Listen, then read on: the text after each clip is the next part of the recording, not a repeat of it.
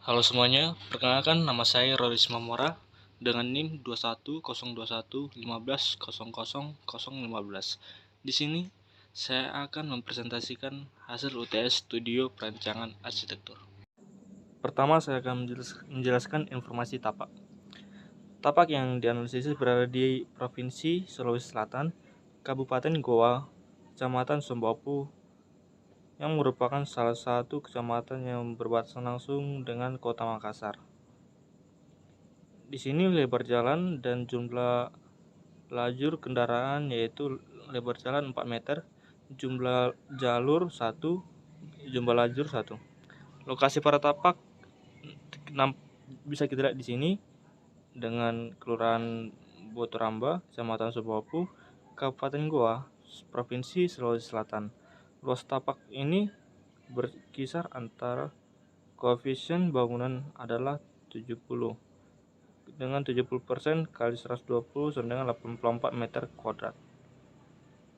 Serta alamat dari lokasi tapak tersebut berada di Perumahan Bumi Batara Mawang, Permai, Blok A 3 nomor 15.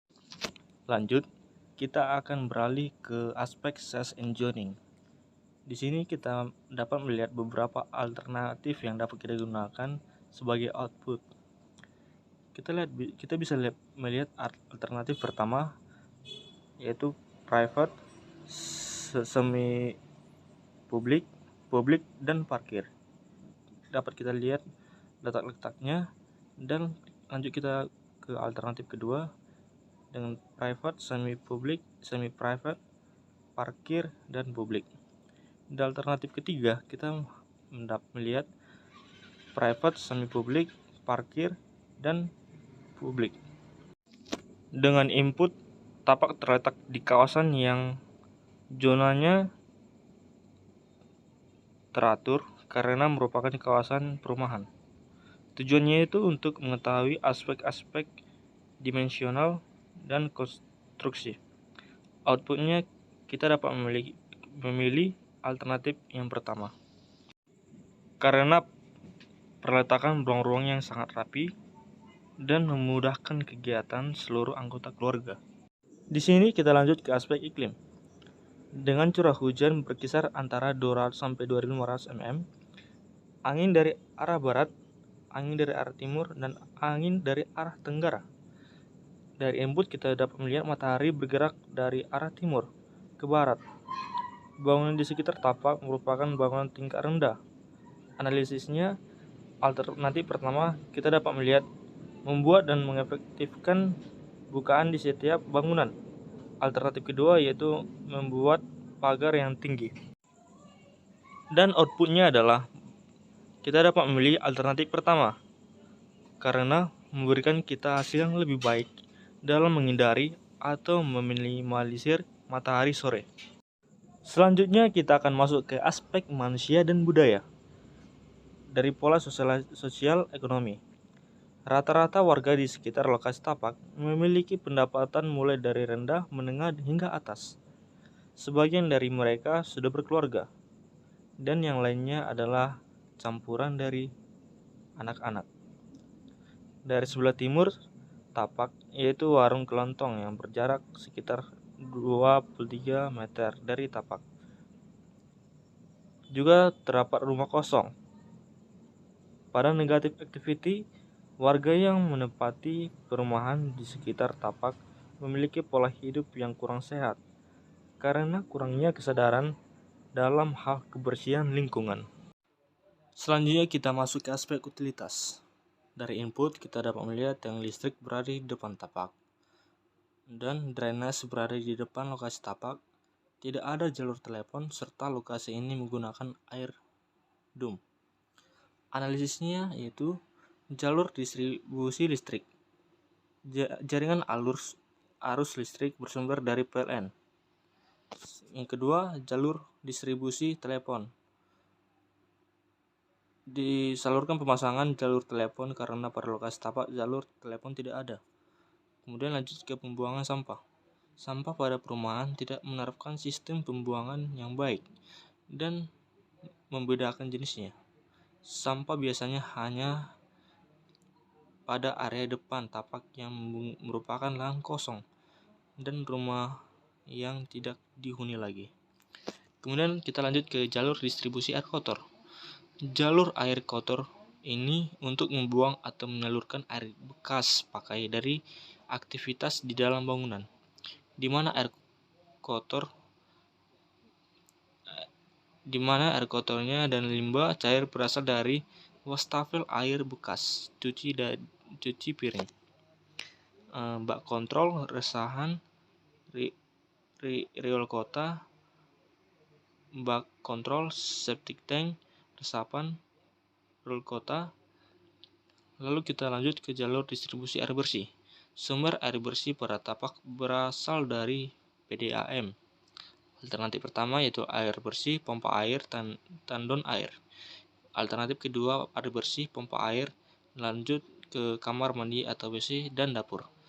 Outputnya kita dapat melihat dari kedua alternatif yang ada dapat diambil kesimpulan kita menggunakan alternatif pertama. Kenapa? Karena menggunakan tandon air, kita dapat menghemat pengeluaran listrik dan ketika listrik mati akan tetap mendapat air. Lanjut kita ke aspek sirkulasi. Di sini kita dapat melihat sirkulasi pada tapak. Pertama, membangun rumah tinggal dengan menaati aturan garis padan bangunan. Lalu, rumah warga yang sudah tidak ditempati ini juga cukup berpengaruh pada sirkulasi di sekitar tapak, karena pekarangannya sering digunakan sebagai tempat bermain. Kemudian ada sawah, area persawahan di belakang tapak tempatnya, mempengaruhi sirkulasi kendaraan pada jalanan. Kemudian ada warung, tidak begitu berpengaruh pada tapak. Lalu pada masjid, ada masjid Hayya ala Sholah. Masjid ini cukup berpengaruh terhadap sirkulasi di sekitar tapak, karena jalan di depan tapak merupakan akses satu-satunya bagi warga yang ada di sebelah barat tapak ketika ingin beribadah. Jadi kalau mau ke masjid, kita dapat mengakses dengan mudah. Kemudian kita lanjut ke tautan lingkungan. Pada tautan lingkungan, kita dapat melihat lokasi-lokasi yang berada di sekitar tapak. Pertama ada sawah, kedua ada toko pakaian, ketiga ada masjid, dan empat ada warung kelontong. Dan inilah beberapa lokasi yang berada di sekitar tapak yang akan ditinggali. Lanjut kita ke aspek bubble diagram. Pada bubble diagram kita dapat melihat berbagai ruangan yang dapat dihubungkan, yaitu melalui garasi, ruang tamu, teras, ruang keluarga, ruang makan, dapur, kamar tidur, serta WC. Selanjutnya kita akan masuk ke aspek keistimewaan fisik alami dan keistimewaan fisik buatan. Pertama, pada keistimewaan fisik alami, terdapat vegetasi di sekitar tapak.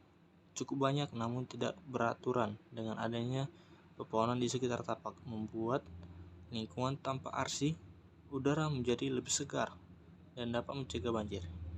Kemudian ada kontur tanah pada tapak yang cenderung datar. Pola drainase di sekitar tapak disalurkan ke got. Kemudian kita dapat melihat pada keistimewaan fisik buatan. Di sini lampu jalan, gambar di atas merupakan bangunan rumah warga yang menggunakan atap datar. Kemudian bangunan perumahan pada area sekitar tapak memiliki bentuk atap yang bermacam-macam. Dan gambar di atas dan yang terakhir merupakan bangunan rumah warga yang menggunakan atap pelana dan sudah tidak terawat. Kemudian kita masuk ke program ruang. Di sini rumah yang akan dibuat memiliki luas kurang lebih 96 meter pangkat 3 dan akan dihuni oleh 4 anggota keluarga, yaitu seorang ayah, ibu, dan 2 orang anak. Beberapa ruangan yang dibutuhkan pada rumah ini adalah 3 kamar tidur, 1 kamar mandi, ruang makan, ruang tamu, ruang keluarga, dapur, carport, dan ruang kerja. Dapat kita lihat pada tabel penghuni, aktivitas, dan kebutuhan ruang. Kita dapat melihat dari nomor 1 yaitu ayah dengan umur 52 tahun. Aktivitas yang dilakukan yaitu tidur, beribadah, mandi, makan, kumpul dengan keluarga, menerima tamu. Dan kebutuhan ruang yang diperlukan yaitu kamar utama, kamar mandi, ruang makan, ruang keluarga, dan ruang tamu. Kedua, kita dapat melihat penghuni yaitu ibu dengan umur 53 tahun dengan profesi karyawan. Aktivitas yang dilakukan ibu adalah tidur, beribadah, mandi, makan, masak, kumpul keluarga, bekerja, dan menerima tamu. Dan kebutuhan ruang yang diperlukan yaitu kamar utama, kamar mandi, ruang makan, dapur, ruang keluarga, ruang kerja, dan ruang tamu. Pada nomor ketiga, kita dapat melihat anak pertama dengan umur 19 tahun dengan profesi mahasiswa. Aktivitas yang dilakukan anak pertama yaitu tidur, beribadah, mandi, kuliah, makan, kumpul, dan menerima tamu. Serta kebutuhan ruang yang diperlukan yaitu kamar tidur, kamar mandi, ruang makan, ruang keluarga, dan ruang tamu. Yang terakhir yaitu anak kedua dengan umur 18 tahun serta profesinya yaitu pelajar. Aktivitas yang dilakukan anak kedua adalah tidur, beribadah, mandi, sekolah, makan, kumpul keluarga, dan melayani tamu. Serta kebutuhan ruang yang diperlukan yaitu kamar tidur, kamar mandi, ruang makan, ruang keluarga, serta ruang tamu. Dan semua anggota keluarga wajib menyimpan kendaraan. Dan kebutuhan ruangnya yaitu carport. Di sini kita dapat melihat dana rumah dengan skala 1:50. Dan terdapat ruang-ruang seperti teras, ruang tamu, dapur, ruang makan, ruang keluarga, ruang tidur, 2 kamar tidur, 1 toilet, dan ruang kerja. Serta ukuran-ukuran yang diberikan dapat kita lihat di sini. Lanjut kita dapat melihat jadwal-jadwal yang kami kerjakan dari berbagai konsep.